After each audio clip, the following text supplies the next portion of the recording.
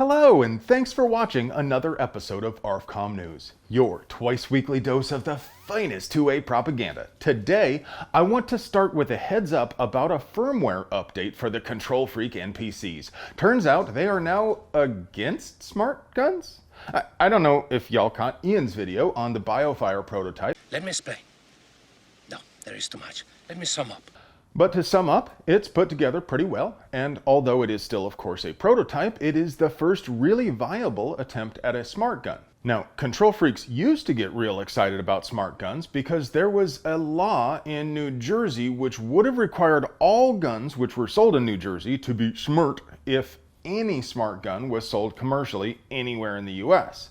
That law was repealed a while ago, so this won't Blue Falcon the last 3 gun owners left in the Garden State. So, if they can't use smart guns as a lever to deny people access to regular guns, now the control freaks are really starting to panic. Because if it turns out someone makes one that actually works, it could encourage people to buy a gun who otherwise might have felt a little uncomfortable having one in the house. As for BioFire, maybe it has some potential in law enforcement, especially if they were able to integrate a proximity sensor. That should reduce both Glock lag and oops, I thought it was my taser. What do you think? If a smart gun that works is ever invented, and let's say law enforcement agencies test it extensively, would you be willing to carry one? Now while you're chewing on that, consider it would be impossible for us to produce quality 2A propaganda without sponsors, so let's pay some bills. Today's video is sponsored by TNVC.com, your source for the finest artisanal night vision with notes of chicory and leather, patiently brewed in the old world style by the Amish. Hey friend, it's dark half the time on this planet, so unless you got shiny eyes like Riddick, you're gonna have a hard time operating operationally unless you get night vision from TNVC.com. Then again, a much simpler take on access control is this smart holster from a company called Machine Inc. You wear a ring, presumably with an RFID chip in it, and the holster only unlocks for the ring. The holster also has an app which can alert if the gun has been moved.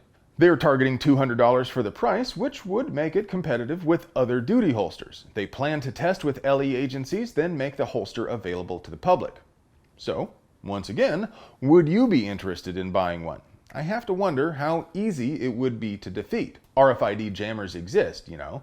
I also wonder if there is any access through the app. Could bad actors, or even the officer's own department, disable the holster? Panda, come on. Release my weapon. Probability of drugs and/or alcohol in the subject's vehicle. Hi. Just buzz me, okay? Stand by. As you've probably heard, Jabba the Prick signed an illegal Salty Boy ban despite the obvious conflict with the Bruin decision, and a challenge is currently working its way through the courts. Problem is, Governor Prickser paid off 2 of the 4 judges, and they won't even recuse themselves. According to a document filed by the plaintiffs, the judges received over $7 million through various sources connected with the governor of Illinois, and both judges vocally supported a Salty Boy ban. Put another way, 39% of Justice O'Brien's campaign funding and 36% of Justice Roqueford's campaign funding came from sources that are linked to the defendants in the case. Whether or not the contributions were legal is as irrelevant as whether or not these judges can maintain impartiality. As the filing points out, all that really matters is the appearance of bias, and there is simply no way out of the fact these judges appear to be bought and paid for. Hey guys, check out the new Hunter Biden special from Taco Bell. Comes with a quesadilla, Jennings, meth pipe, and a Baja Blast Mountain Dew. It's extreme! No, but really, Mississippi cops pulled over this model citizen's girlfriend for running a stoplight and found a gun and meth pipe wrapped up with the quesadilla. They also found heroin and enough meth to charge him with distribution. Now, they didn't say what gave them probable cause to search, so I want to hear your opinion on what gave them PC. I'm split between this genius just not being good at hiding stuff from plain view with meth pipes and heroin needles sticking out of the glove box versus he had such a large grip of fresh stinky meth the cops could literally smell it. What do you think? What led them to search the vehicle? Comment below. Looks like F Troop is out there confiscating rare breed FRTs and copies of same, which were sold through Big Daddy Unlimited. BDU says they destroy customer records, but the feds have been known to just go to credit card processors. If they know the cost of a product with shipping, then they don't really need access to BDU's records anyway.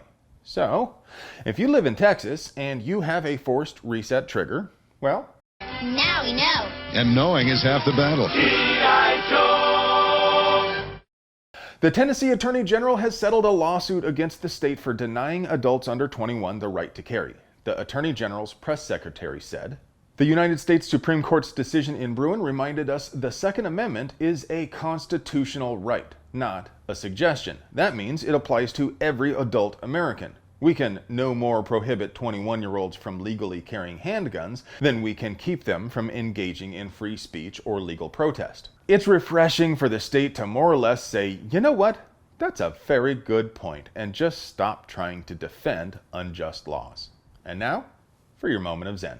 When I said the thing, the thing about the 9mm blowing up the lungs, it's because my masters in China told me to look at this AR15.com forum post where someone posted about it. Hey friends, do you like pews and other pew-related things? Do you want to help us keep delivering you pure, uncut American pew propaganda at the low, low price of free 99? Oh, did the price go up? We literally couldn't pay the bills without our sponsors, so do us a solid and get yourself something nice from them. You deserve it.